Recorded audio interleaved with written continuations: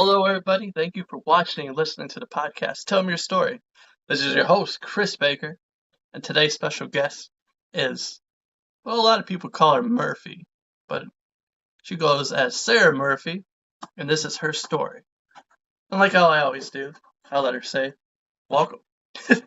Welcome to the Hi. show. Thank you, Chris. Good morning to you. Thank you so much for asking me to be on today. It's an honor to share my story.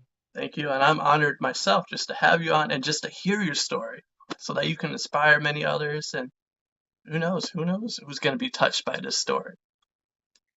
But let's just jump into this. Let's talk about your early life, your childhood. Where does it all begin? Okay. Well, I grew up on the west side of Cleveland, born and raised in Cleveland, Ohio. I have a younger sister of 2 years, and we were raised by our mom. Our parents divorced when we were very, very young. I think I was 3 or 4. And after they divorced, my dad decided not to come around anymore. I actually haven't seen or heard from him or anyone on his side of the family since I've been about 4 years old. So my mom, her parents, her brothers, my aunt Linda, everyone kind of took a hand in raising my sister and I. And we went to good schools. We went to Catholic grade school and all girl Catholic high school. And then when I graduated, I went to our local community college and started studying court reporting. Nice. Yeah, So, yeah. So as I was growing up, I always had a tendency to sort of just get by. And what I mean by that is, I was a pretty good student without even applying myself. I got good enough grades so that no one questioned what I was doing. But when I was in high school is when I first started to drink. And in high school, I felt like that was sort of everybody started to drink. Everybody was sneaking around and going to parties and hanging out with the boys. For me, what I noticed at that time was that I actually really enjoyed getting away with things that I was getting away with. I was a good liar, believe it or not, and I got better at it as I got older. And I'm not necessarily proud of that. It's just I think it's a really important thing to mention for someone in recovery that lying, that sort of that thrill seeking was one of the first things that I really found myself craving. So after I graduated from high school, I went to, like I said, to Tri-C. I started studying court reporting. I was top of my class. I was 225 words a minute. I won a Rotary Award for how fast I could go. dang. Um, yeah, I was really good. I loved it actually. But I was drinking a lot during that time, and I used to vacation in Key West. And so the man that I was dating, he and I decided to move to Key West. Um, I didn't graduate from college, unfortunately. So I was in a big hurry to grow up and do very adult things. So I quit college. I moved to Key West. I found a firm that hired me even without the degree. And I did that for a little while. I was 21, 22 years old, court reporter in the Keys, and it was great. But then I had an idea that I would start bartending in addition to the court reporting. And if you've ever been to Key West, it's a drinking town. And so that's what I did. I was bartending, and bars were open until 4 a.m. So I was drinking during my shift. Hold on, I was hold on, doing, wait. yeah. I just want to add in, like, Okay. how many people, I mean, watching, listening right now. So you drink a lot. You get into that party phase. How many Mhm. of have you come across the idea that you want to become a bartender? You're like, man, this stuff is easy. Yeah. I do pretty good drinking. Yeah. Why not Yeah. It become a was, bartender? I'm like, and then as you were telling me your story just now, I'm yeah. thinking to myself, like, there's a lot of people that come across that. And then when you actually try it out, it's like, not as easy as you think. Yeah, and well, and you know what the thing for me was that in the Keys and what I was doing, it allowed for the lifestyle that I was living, right? I was a very heavy drinker, I was a very heavy drug user, and for me, the bartending allowed that lifestyle, right? And I made a lot of money in Key West. It's like I said, it's a drinking town. I made a lot of money bartending, and eventually I was burning the candles literally on both ends. I'm getting out of the bar at 5, 6 o'clock in the morning, and then I'm having to go to court or depositions and do the court reporting. And next thing you know, it was like where I just wasn't sleeping on some days. And I can remember being in a deposition, and I remember just being so sick and so hungover and just it was like, this has got to stop. It And would I help. did not mean, I did not mean the drinking and the drugs. I meant the court reporting. And that's exactly what I did. I quit court reporting, and I continued to bartend, and I continued that lifestyle. And I lived down in the Keys for about 6 years, until I came back to Cleveland. So when I got back to Cleveland, my family encouraged me to go back to school, and I did so well in it. And I said, yeah, well, I've got the rest of my life to grow up. I'm just gonna bartend for a little while, make a little money, get back on my feet, that kind of thing. Um, but I took me there and I brought me back. And what the progression of my alcoholism had really already, taken over. And I would say that by the time I was 35, what used to be really fun was a habit. And then what was a habit turned into an absolute necessity. And at 35 years old, I could no longer function without drugs and alcohol in my system. And, I had managed to be what I thought was a functioning alcoholic. I heard that term a lot in my family. I heard it in society a lot. And I thought if you could just go to work, pay your bills, come home and you drink yourself until you pass out, and then you get up and repeat, right? And I don't know that that was like the grand plan for what my life was, but I had managed to do that for quite a long time. I mean, really till I was 35. But my consequences became so unmanageable. So I was showing up to work so drunk that I was fired from 3 jobs in a matter of months.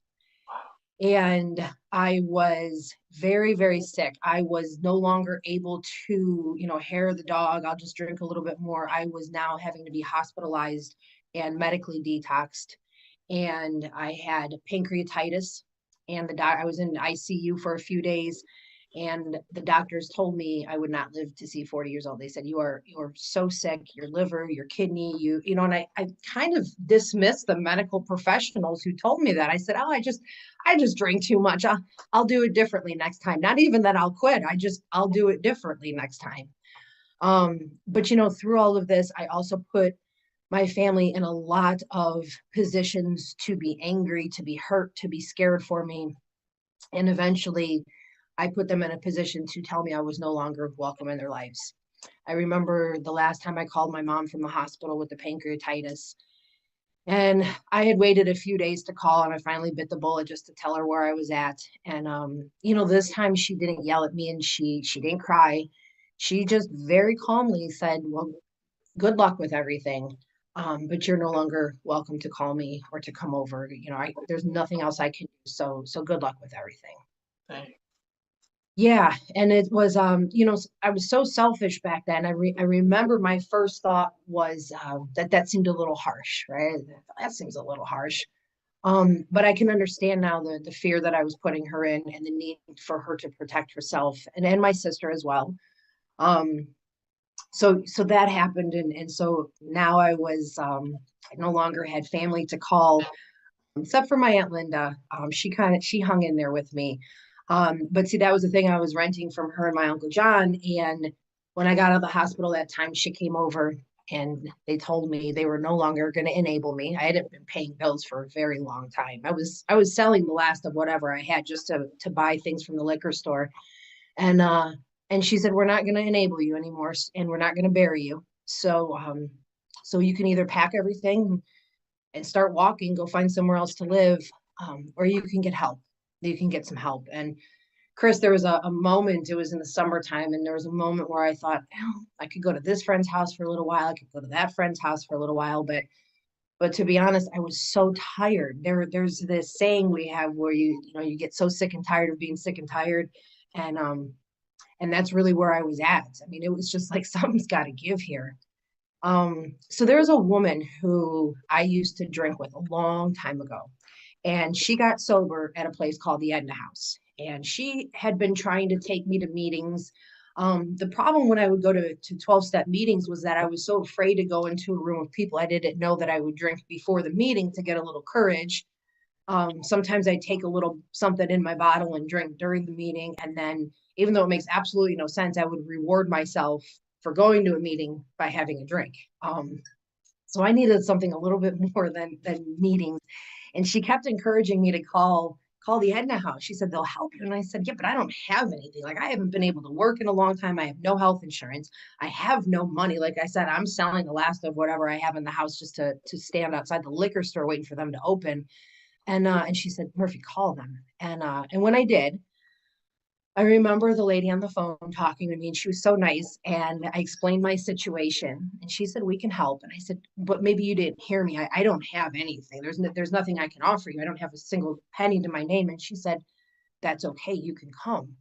And I remember packing some clothes, and my Aunt Linda took me down, and I remember being very, very fearful of what it was going to be like, and how are the other women going to be, and what was this going to be like, and I'm giving up drinking, and how do you even celebrate anymore if you don't drink? Do you even have birthdays if you're sober? Those kinds of things.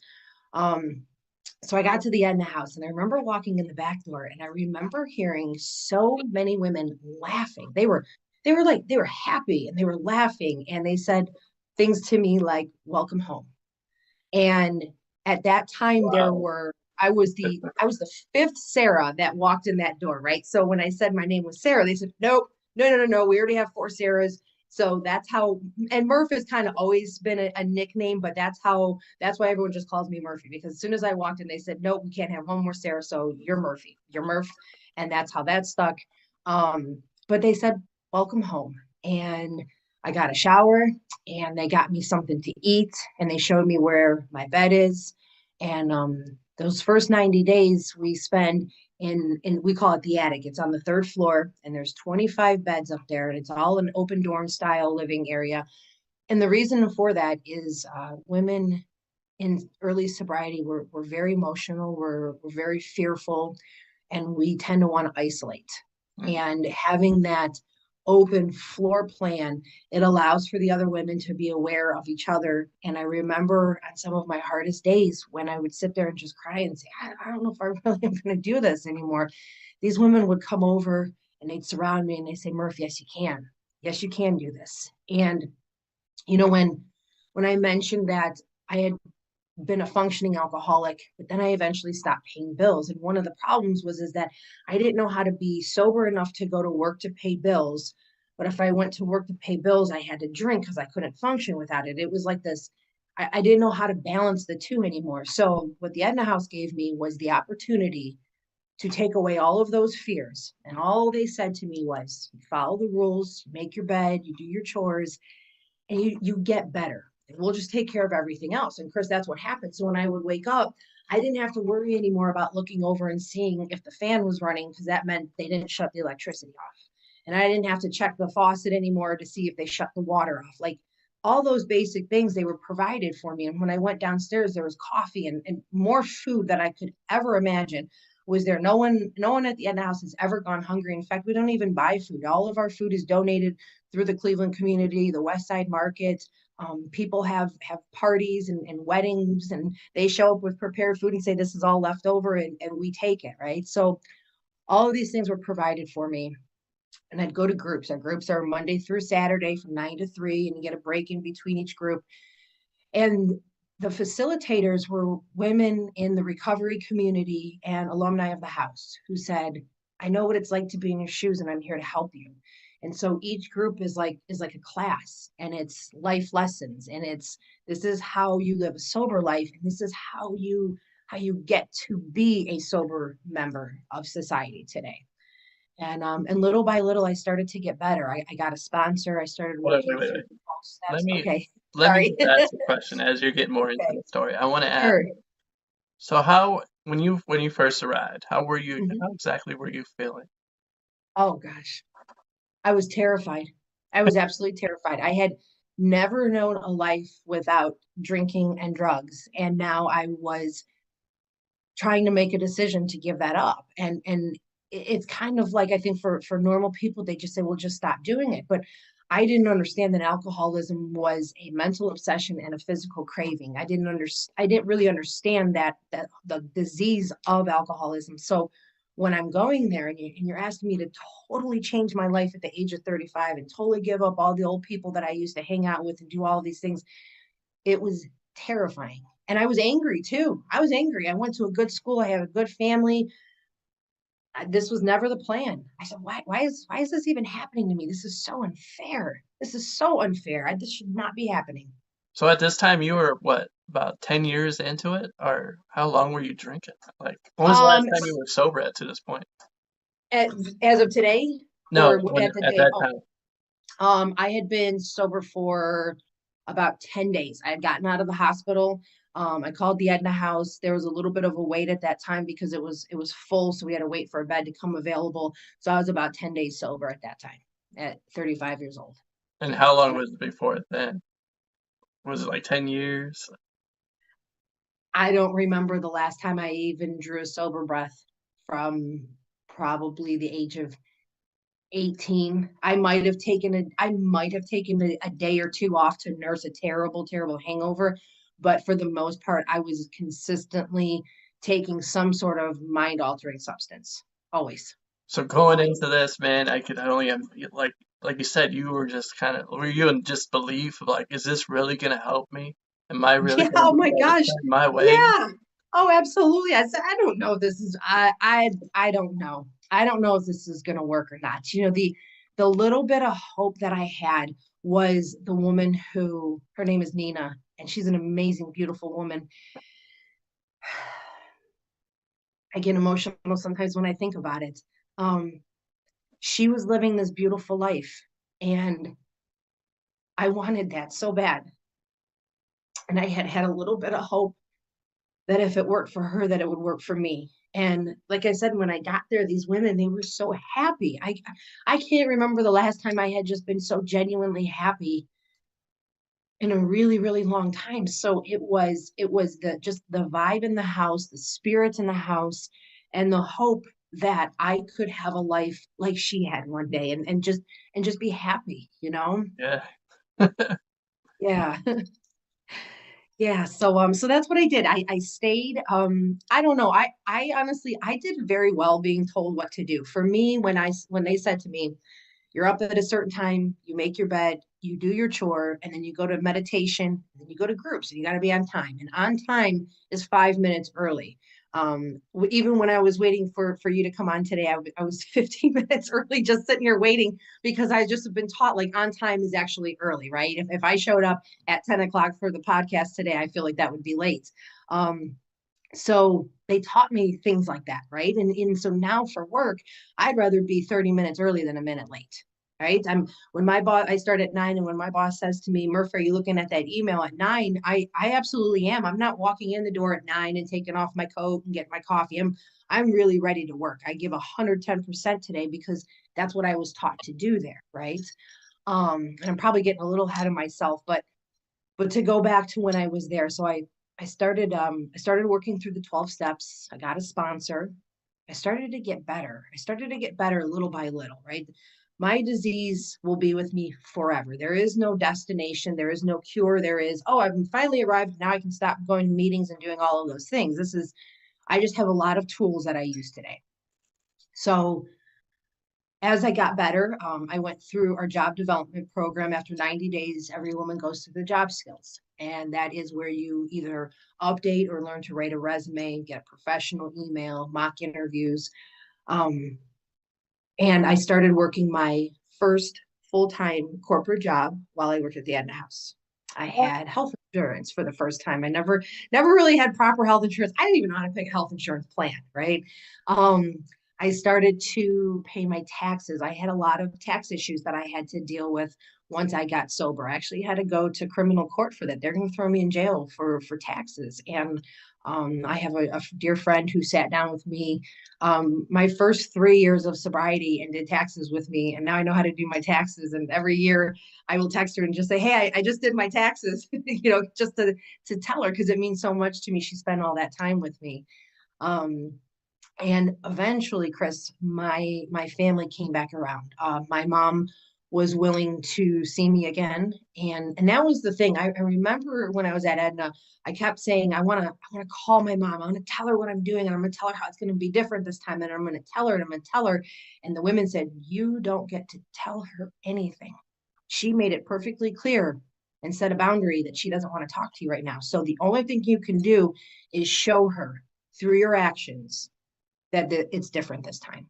And that's what I did. And she saw that. She saw that. And eventually I was able to sit down with my mom at the table and make proper amends with Pause, her. pause, pause, pause. Okay. Time out. Throw the flag out there real quick. Okay. I'm just saying to myself, as you were just telling me just that, okay, you're recovering, you're feeling good about yourself. The first person you want to go to is your folks. You want to tell Hmm. your family that, Yeah. like, hey, look, I'm good. Yeah. But what they are teaching you is the right thing to do is like, no, no, no, no, no, no, don't,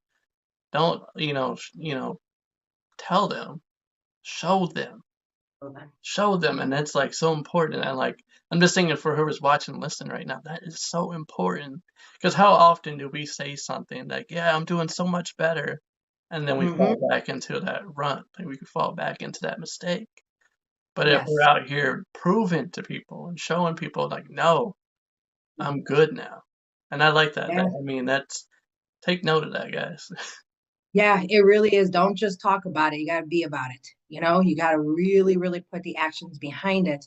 And that's what I did. And I'm so grateful that the Edna House is a place where it's women helping women. And at the time when I was told that I wasn't welcome in their lives anymore by my mom and my sister, both individually told me that. I remember that I thought that that was terrible. And how could this be happening? And I miss them so much. I did. I was so mad and so upset. But hindsight, I can look at it now, Chris, and see that that was actually the best thing that ever happened to me. I can't imagine what it was like. I don't have children myself, but I can't imagine what it was like for my mom to tell her firstborn daughter, "You are no longer welcome in my life." And yeah, I that's why I take ownership of that. I say I put my family in a position, right? I put them in a position to tell me that based on my actions, right? So so to be able to really come full circle, to have them back in my life, to be a big part of my family, like they like to have me around now. It's I'm welcome over their house again, and just came over to my house, and we do things together today. And that's what, for me, working through these 12 steps and making a decision to let God run my life has done for me. um, I worked at that corporate job for quite a while. I lived at the Edna House for almost 8 months. And when I moved out, I had that job still. I was a very active volunteer. I would go back and pick up the ladies and take them to outside 12-step meetings. I would facilitate group. And we have an alumni association. The Edna Alumni Association are some of the most amazing women I have ever met in my entire life. We are all women who graduated from the program and continues to maintain our sobriety. So the first Thursday of every month, we get together. We have a meeting about how things are going at the house. We take the residents out on outings. Our world is so small when we're drinking and using drugs. So we take them out in Cleveland and we show them the art museum and the Rock and Roll Hall of Fame and picnics at the beach and Christmas lights and things that they've never seen before or experienced sober. And it's the most beautiful thing to see a woman who will stand in the art museum, who, instead of being in prison, she's at the Edna House and she's crying and she's saying, "I can't wait to bring my kids here." You know, so I served as president of our alumni association for 2 years, and that position allows for a voting count on the board of directors. So not only was I a former resident, now I'm an alumni, president of the Alumni Association, and I get to sit with the other board of directors. And I had a voting count. I remember they would vote, and I'd look over at the chair, Aaron, and I'd say, "Are you sure I'm allowed to vote?" And I'd vote with everybody. It was one of the coolest things that I got to do. I love being a part of something that is so big and so important. And that's actually how I met our current executive director, Jen Lasky. And Jen and I did some volunteer work together, and I'd go and speak about the Edna House and share a little bit of my story with her and different organizations. Um, while I was still working that corporate job, I was in a motorcycle accident. So quick story, the lady who helped me do my taxes, she's ridden Harleys her whole entire life. I get sober and she says, "Murphy, you want to take the motorcycle class?" So there was a bunch of us girls who went. We Took a class at Polaris to learn how to ride motorcycles. I loved it. It came so natural to me. I've had a cafe racer, a couple Yamahas. I have my first Harley now, right? So Hey, shoot. yeah, so it's really cool. That's what me and my girlfriends do. We ride Harleys now.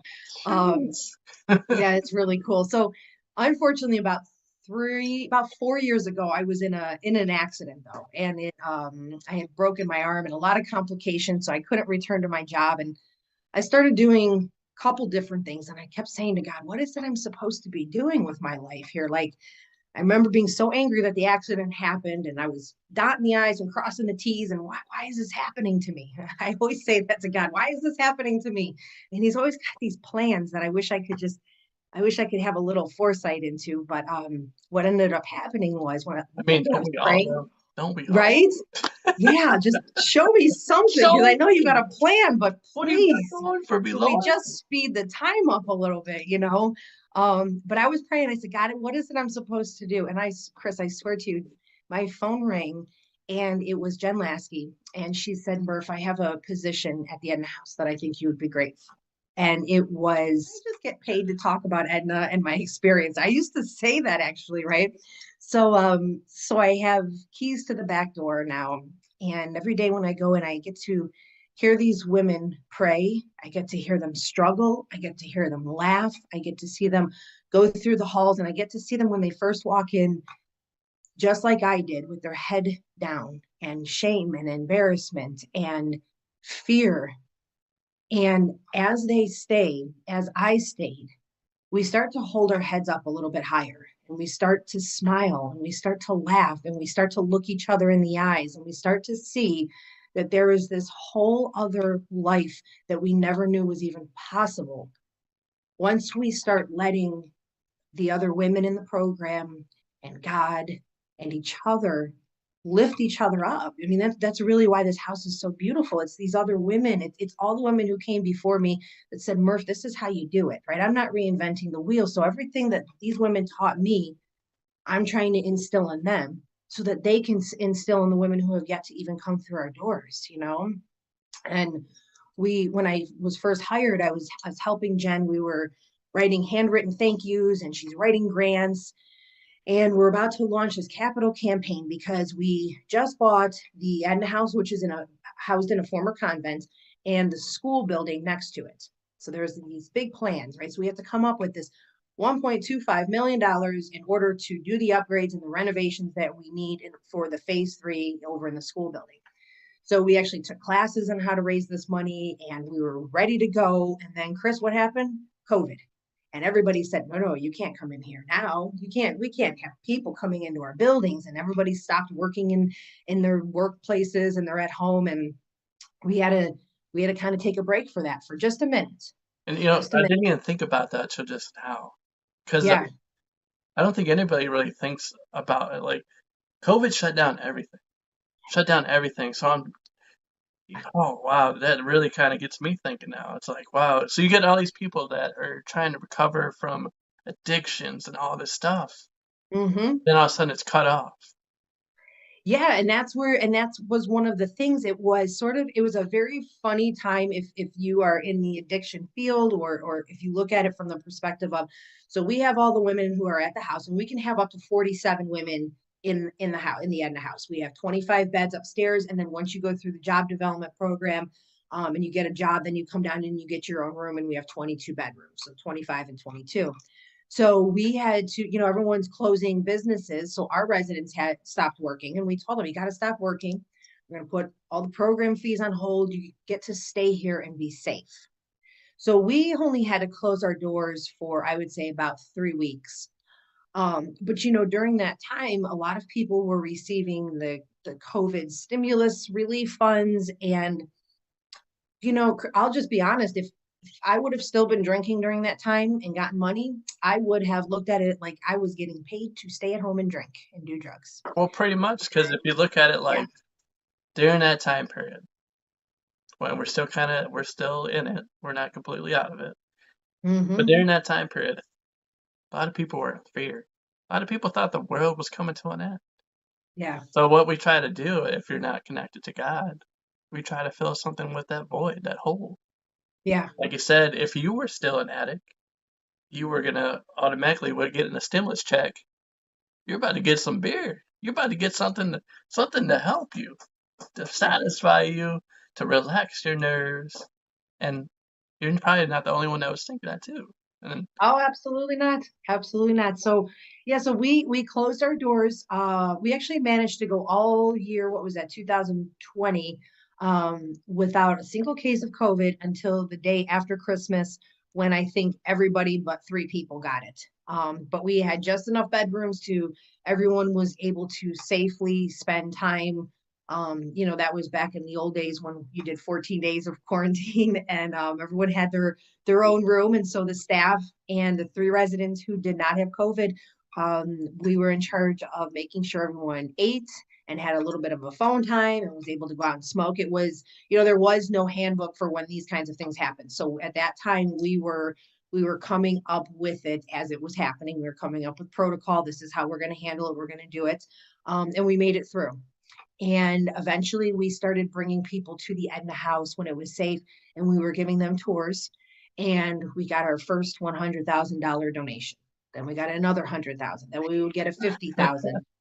And we raised $1.25 million in a matter of a year and a half. And we were able to go ahead. Yeah, absolutely. We were able to go ahead and start the construction in the school building. And so what that is, it's the Edna House Residence and Education Center. On the first floor, we continue to do our GED program. So any woman who comes through without a high school diploma or GED will get one while she's at the Edna House.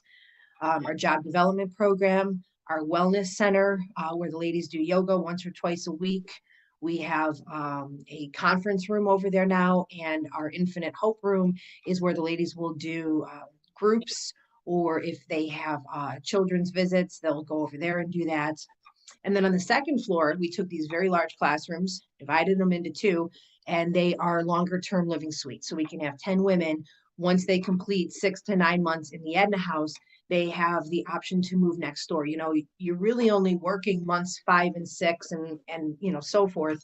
So that's not a lot of time to save up money, clear up the wreckage of your past, get your affairs in order. So this allows for a little bit more time without us just overseeing you so much.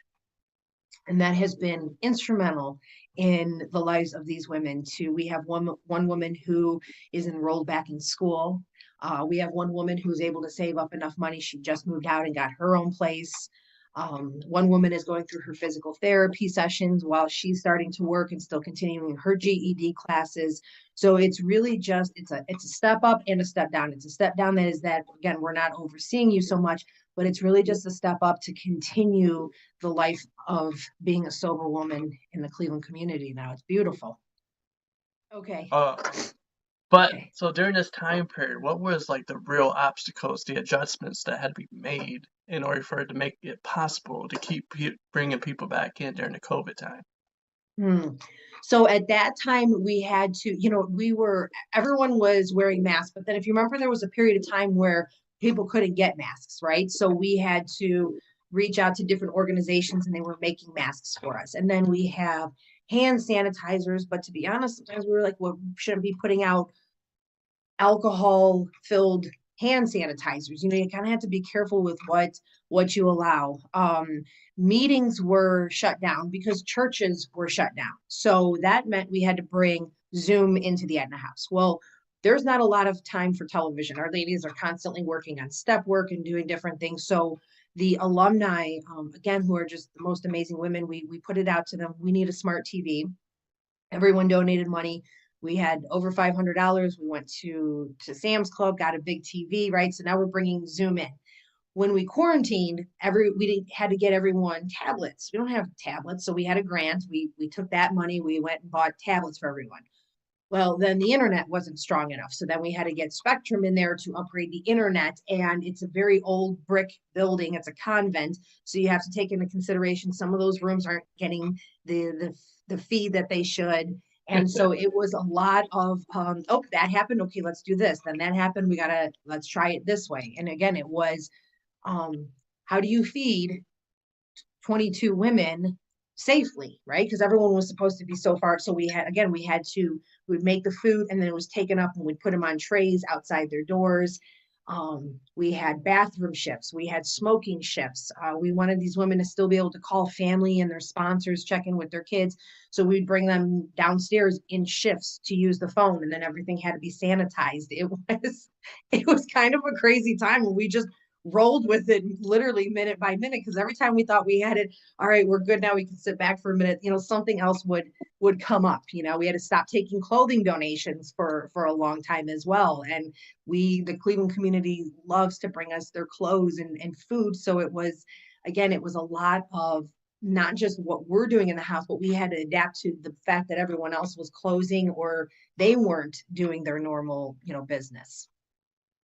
And I'm thinking just in that time period, man, just, like you said, just as soon as you thought you had it, you're like, all right, we Yeah. got it down, we got it good now. Now you got to make Yeah. an adjustment to something else. Yes. You guys And overcame it, man.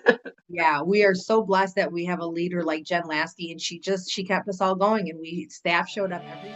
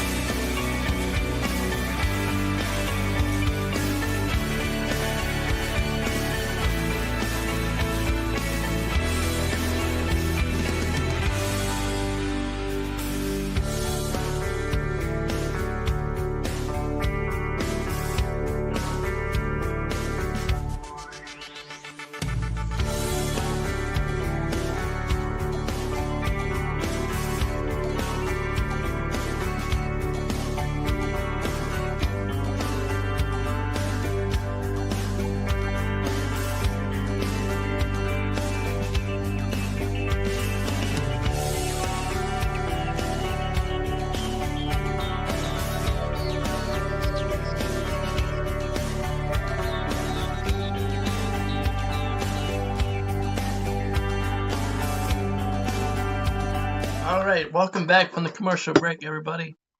I just want to simply just put it out there.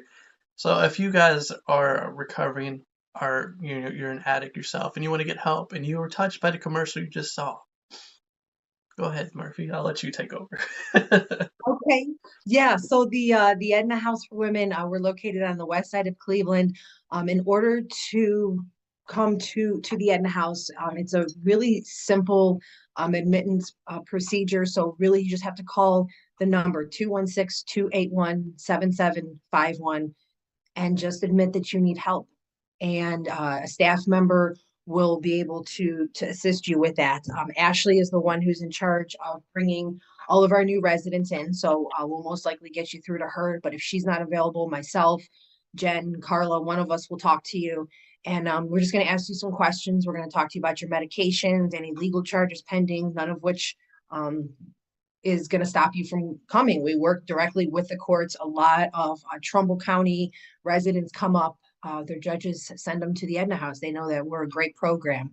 So really all that you need to come to the Edna House is the willingness to say, I want a different life. We're going to ask you to do things that might seem a little abnormal. We're going to ask you to get up by 7 a.m. We're going to have you have your bed made by 8 a.m. You're going to be in meditation by 8:30 a.m. But the reason for all of this is it's to prepare you for everyday life. Once you're up and you're dressed for the day, you're downstairs in groups all day. There's no going back upstairs and laying down. My boss doesn't let me take naps during the day. Sometimes I wish he would let me, but that's why we have everything set up and structured a way that it's getting everyone prepared for what real life is. And we have beds available and we have resources. And just like I shared in the very beginning of my story, I literally had no money and I had the clothes on my back and a few other things. But the Edna House has the hygiene products, the toiletries. The Cleveland community supports us and makes sure that our residents have whatever they need as they start their new life. Um, Let me mention that we do, after 3 years of having to we have two major fundraisers every year. And after 3 years of having to put our big St. Patrick's Day celebration on hold because of COVID, this year we're back in person. So our fundraiser is going to be March 11th, and it's going to be at the UAW Hall. You can check out our website. Tickets will start going on sale February 1st, but we have sponsorship and ad opportunities, and also it's a corned beef sandwich dinner. But what's really exciting to share, in addition to this fundraiser that's going to help us with our operating costs, is that the Cleveland community has supported the Edna House, and we have a Cleveland landmark celebrating us. Our colors are purple and gold, and on March 11th, the Terminal Tower will be lit up purple and gold in honor of the Edna House. So make sure you check that out. Say what? Yeah, I know. Oh, we're excited. So that's why check us out, Facebook, Instagram. Got the Edna House Twitter account up and running now. So we're going to constantly be putting updates and shout outs on there. But March 11th, just remember that the Cleveland community is celebrating the recovery that happens at the Edna House for Women. So okay, before we went to commercial break, we were beginning to talk about how, like, if your leader, Jen, if she wasn't in charge, man, none of that would have been possible. She guys kept you afloat and she taught you how to just keep rolling with the Oh, punches, man. oh yeah, yeah. She all the women who have led at the Edna House have kept the Edna House going. We are coming up on our 19th anniversary. February 2nd, we'll be celebrating 19 years of recovery in the Cleveland community. And when Jen Lasky came in as executive director about 5 years ago, she elevated the standard for the women. And every time we would do these tours and we would talk about the renovations and the upgrades that we are going to do to the house, she had this line and she would always tell everybody, I'm not trying to make this look like the Taj Mahal, but for the safety, support, and dignity of our ladies, we need some improvements in here. So Chris, like when I was a resident there in 2015, there were drawers and cabinets missing in the kitchen. And for me, it was just like, well, I don't know I don't know why there was never a drawer and on some of those things in the kitchen. And we had our donor come through, and he was our first $100,000 donor. And he came through and he was in the kitchen and he's looking around and he said, is this a work in progress? And Jen said, no, this is the kitchen. And so he kind of chuckled a little bit. Um, and actually, funny story about that. And I usually don't share this, but funny story about that is he called Jen that weekend and he told Jen, me and my wife are going to be making this donation to the Edna House. And we want you to tell Murphy that this is in honor of her mom who got her daughter back. And so I see now Dang. that the Edna House returns women to their families sober, strong, and law abiding. And I remember when she called me that Sunday afternoon and I'm crying. And then I called my mom crying and then she was crying. And it was just a very, very beautiful, beautiful moment. So yeah, so Jen and people follow Jen, right? People have followed the Edna House for years and we have those supporters. We love them. Jen also has a group of people that have followed her through her career. She's a former parole officer. She ran a men's reentry program. Jen's very involved in her church. And so the people that follow Jen believe in her and they believe in the mission of the Edna House now. And so when people will say, well, what do the ladies need, right? I mentioned we go to the West Side Market. We go to Sanson Produce on Wednesdays. We have different organizations that will come and drop off produce, things like that. But sometimes like what we don't get are condiments. We don't get salad dressings. And then ladies don't ask for that.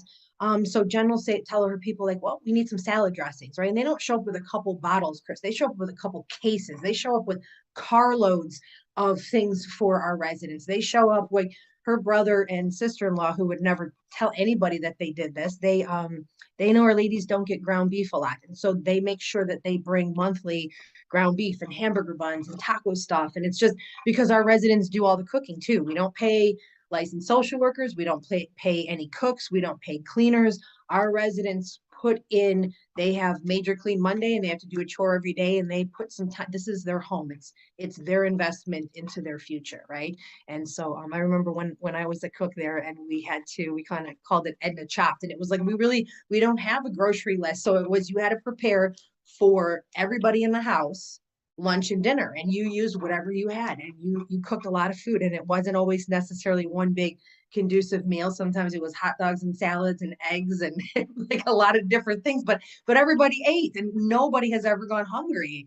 We have more food than we need sometimes. So Now so tell me, do you like to cook? Are you a big time I cooker? do.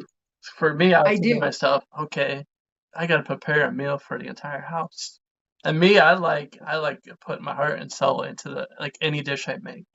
That Yeah. way, when whoever's enjoying my dish, I'm just like, yes. I'm always like asking people like even afterwards, like, how was it? Was it good? Did you like it? Did you Hmm. love it? And I got to make Yeah. sure like it was top notch because as they say, oh, this could have been a little bit better. I'm like, okay, I'll make that a little bit better next time, but I want it to be Hmm. perfect every time. Yeah, and that's the thing is like if you're preparing a meal, you can go to the grocery store and you can get all your seasonings and everything that you want. These ladies can't do that. They have to make do with whatever they have in the house, and so that's where that kind of comes into play. And you'll have women who have never made a grilled cheese before who are learning how to do that, and then you've got other people whose grandma showed them how to do things, and they're the teachers. So it's really, and there's no dishwasher. Our ladies wash and dry and fellowship, and it's a program. It's beautiful. So please do share with us what was your first meal. And also, if anybody's wondering, it's just water. It's just water. So the first meal that I cooked while I was there, we had Italian sausage all the time when I was there. So it was big salads, macaroni and cheese, and it was Italian sausage that we used to cook in this crock pot, and it would cook all day. And we put it in at the time when the kitchen was still old. We would put our crock pots in the chapel and cook the Italian sausage in there, and it was mac and cheese and salads. Oh I remember that. man, that sounds Yeah. delicious. Yeah, it was until you started eating it every day. And then you'd kind of go, oh my gosh, I'm done with Italian sausage. But again, it was like it was food. And we were grateful that the community would donate what they could. And so nothing goes to waste. And well, that's how That's I what we always look at it too. It's like I was up, up my upbringing. Whatever you get, man, make the most of it. Like food wise, Mhm. because not everybody has like all these different choices. And like you said, you get tired of eating the same stuff, but hey, Yeah, at least you're eating. At least you're being fed. yeah, And like you said, you're yeah, probably getting tired of the same meals every day, but you got to make use of it because that's what you got. absolutely. Absolutely. Are you allowed to share the 12 steps at all? Or is that kind of like a sacred thing? Well, the 12-step program that we use, we just it's we don't that program doesn't endorse or oppose any one organization, and so for anonymity purposes we just don't talk about a lot of our stuff. We just kind of keep it quiet. It's part of our traditions that we don't announce it on press, radio, film. You probably have heard that before, and that's why I just stick to saying a 12-step program. And I'm sure everyone knows which one I'm talking about. Um, but I'm not the face of that program. I just happen to be a very very grateful recovering alcoholic who is a part of a we and part of a member of that amazing group that has saved lives, who has been a foundation, and who has just significantly changed the lives of not just the alcoholic, but the families who are affected by the alcoholic. Now, throughout this entire journey, what is the lessons that you have learned, and what is your Mm. advice for others? All right. So, um, gratitude is an action. Gratitude is an action. I can't just say I'm grateful for, and then my actions don't back it up. I have to show my gratitude every day. And I do that by saying my prayers and talking to my sponsor and all of my support group who are my friends. I do that by giving 110% at work, by loving my family, really by being of utmost service to God. That is today my earthly job is at the Edna House, but really God is my employer today, and I am here to You be of mentioned service that. to Him. Um, and I try to trust. God has plans for me that I don't understand and I don't always like them. So I try to trust. I try because I say I trust, but, and then when you throw in that but, it kind of negates everything you just said, right? So I say I trust God. I just have to trust in his timing. So that's a struggle for me. I think that's a struggle for a lot of people. We trust God. I have evidence in my life that he has been with me all along and has protected me so far. I have no reason to believe that he doesn't love me and have best intentions for me. I just don't see, as a human, I just don't see it sometimes, right? But how often So, do we do that? How oh, often do we, we fully trust yeah, God? But as soon yeah. as things start going our way, I said this before in the past, we have things going our way. And Hmm. as soon as things start going our way, what do? We Hmm. say, I got it from here. I'm Yep, going my way. And then as I'm soon as, good. as soon Yeah, as we do that, we're like, thanks, Lord, thanks. I can do it from yeah. here. And as soon as we do that, we let go of the hand and start Hmm. walking with our own plan. Before you know it, we're like, what's happening? Why isn't everything happening like it used to be? But what's awesome about God is no matter what, he's always there with his arms open wide, Hmm. saying, come back. I got more Yeah, for you. Allow me to yeah. direct you and lead you every step of the way. I have a plan for you. Yes, yes. Plans to prosper you, not to harm you. Hate you Um, now. Yeah. So I think for anyone who is listening, who is struggling, who is contemplating or thinking about a 12-step program or getting sober or anything like that, if you are willing to do it, if you are willing to just say, I'm willing to take the suggestions, even if you're not even, I remember when I first got to the Edna House and I had some level of faith, but I kind of thought God was for the people who did good, right? I wasn't sure that God really wanted to talk to me, and the women there taught me how to pray, right? So even if you're struggling with the concept of God or your faith, it's just, are you willing to give this a try? Are you willing to take the suggestions from another person? Because it's going to be against the grain of what we normally do, right? I know I used to be the kind of person that just ran. I threw up my hands and said, I'm not doing this, just forget it, right? But when I sat in the uncomfortableness, that's when I grew as a person. That's when I grew in my faith. I grew mentally, spiritually, emotionally. That's when things started to change, is when I got through the uncomfortableness. And what's beautiful thing about what you just said just there is in order to grow in life, you have to step out of your comfort zone. You have to go into the uncomfortable because that's the only way you'll grow in this life. Absolutely. No better way to put it, right? Absolutely. You got that right. So, what are your future plans and what's the goals next? What's next? Ooh, that's what we've been talking about, Chris. So, short-term goals. We're gonna have a major successful fundraiser in March. Okay. Um, after that, that's what we've been talking about. Who knows what God has in store for us? I think that the unique approach that the Edna House takes, we are 12-step based, abstinent based recovery. And I think that the 19 years of being in the Cleveland community has proven that what we do, our model works. And so we think that we should be a pilot program for other organizations around the country to take what we do so well, based on the founders who are four women in recovery themselves. These are four women in recovery themselves who said, where does a woman go when she wants to get sober, but she doesn't have a safe place to do it? And that's how the Edna House came to be. So, how do we take the idea and the dream of these four amazing, strong women and share that? Well, we can be the pilot program. So me and Jen have some things that we've been talking about. So you'll see. Got stuff up your sleeves. Yes, we do. All right, Mer, outside of the Edna House, what are your Mhm. personal interests and hobbies? Ooh, personal interests and hobbies. So right now I am taking a neighborhood leadership development program that has been instrumental in raising the bar in my career. It is sort of grooming me for what I think is to be the future, and it's run by former Cleveland Mayor Mike White. So just to be in the presence of people like him and our other coaches there, it's just been instrumental. So I love that class. And I love to tell you that I love to learn. And that to me is something that is so exciting. I told you I ride a Harley. So anytime it is nice out, you will find me on my Harley. You will find me at Edgewater Park. And I love to be with my family and my friends. That's what I do. We ride Harleys, we go out to eat, we go different places, go see a movie. I just started going to the theater again, which has actually been pretty cool. So we just went and saw Beetlejuice that's playing at Playhouse Square. So yeah, I don't know. Anything, pretty much anything that I'm asked to do, I will try at least once because I get to live life today. And if I don't like it, then I have to say, you know what, that's okay. At least I tried it, right?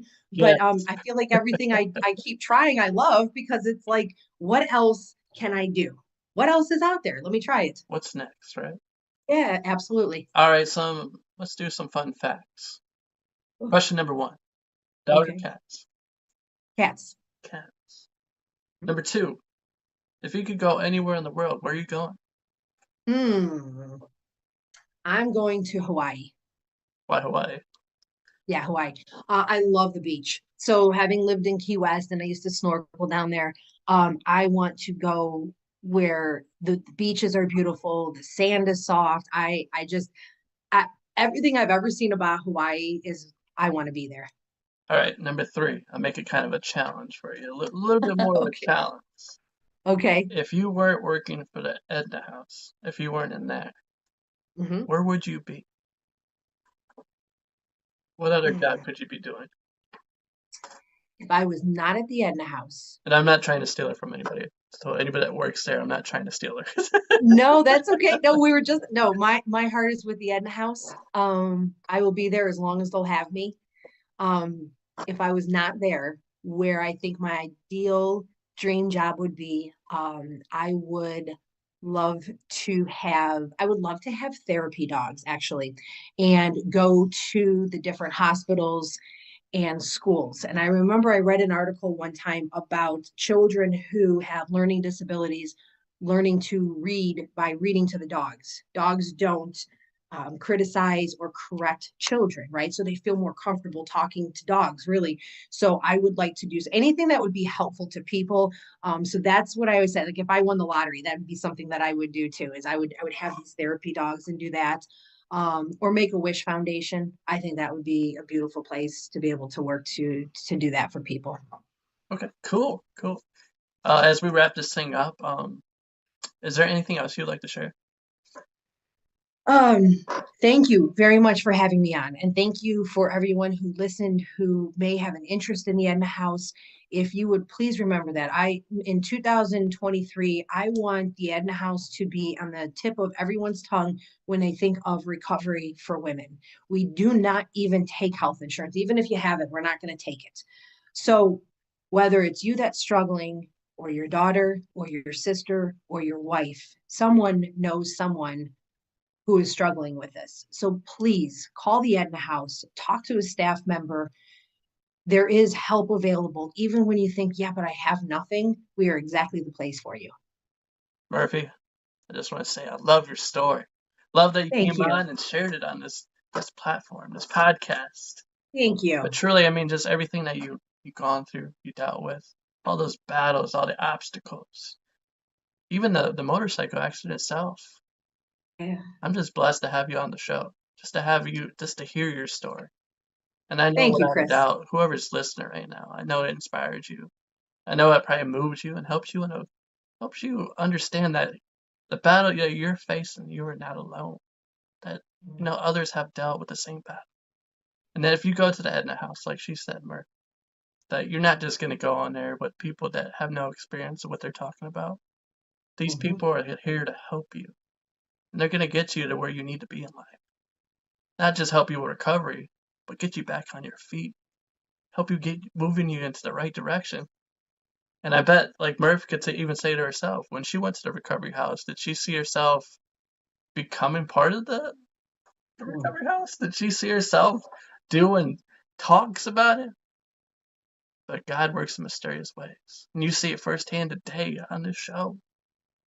And anybody else that, that's listening and watching right now, also, I'd like to add that if you want to come on and tell your story, just like how Sarah Murphy did, feel free to contact me. I'll put a little description, my email down in the description, I should say. Other than that, this is Chris, your podcast host, so tell me your story. This is Sarah Murphy, or you could just say Murph. And that's it for today. But if before I sign off, Murph, if they want to get a hold of you somehow, how can they do that? Yeah, absolutely. You can contact the Edna House at 216-281-7751. You can email me directly at sarah.murphy@theednahouse.org. You heard it here first, guys. Thanks for watching. Thanks for listening. Thanks, Chris. Peace out. Thank you, everyone.